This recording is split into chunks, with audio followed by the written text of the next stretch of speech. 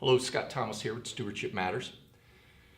I asked this question whether parents have children that are 8 years old or 48 years old.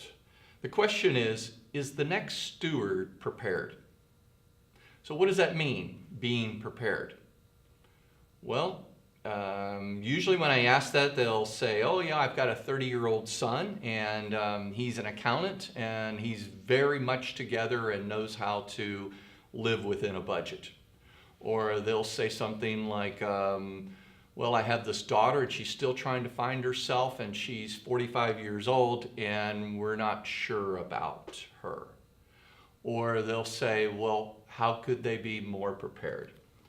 And so preparing is not only the financial side, but there's a mindset.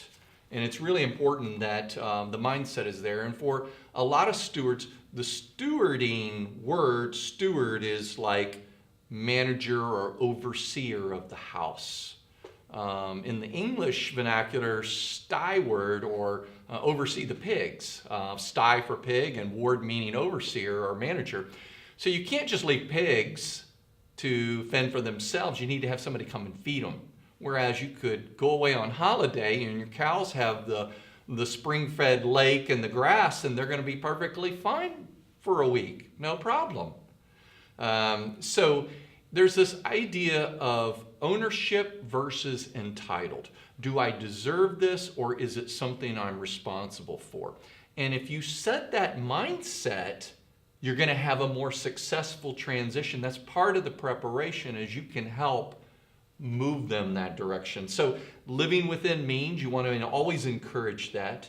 Budgeting and good ideas there. Creating margin, avoid and manage your debts, long-term planning, and being generous. And as a family, that's actually one of the best ways that a grandparent can connect with their grandkids.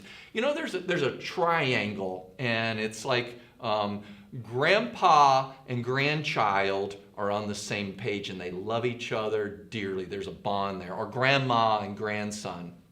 But the child, there's animosity. Oh, you gave them this to eat. You let them do that. You let them, and you're spoiling them. You never did that for me. You never gave me money. You hear those types of things. But what happens is, under philanthropy, under generous giving of time, talents, treasures, resources, and modeling that, when you get a grandparent that can come along and do that with a grandchild, you actually engage all three generations, can be pulled into something that's very powerful and can set the stage for good preparation. So I would love to say you could go do this by watching a 2-hour seminar or come to a workshop, but it requires some work, and it requires, really important, that your mindset being conveyed to them. So what are some things, some next steps that you could possibly do? I would write down, what are some meaningful things that were in your life? Share those things. What was a lesson learned? What was a pain? What was a failure that you had that you were embarrassed about, and now you overcompensate, or you are extra careful about your risk as a result of that pain? There's books and movies. One of the movies I've recommended to people is The Ultimate Gift and The Ultimate Life.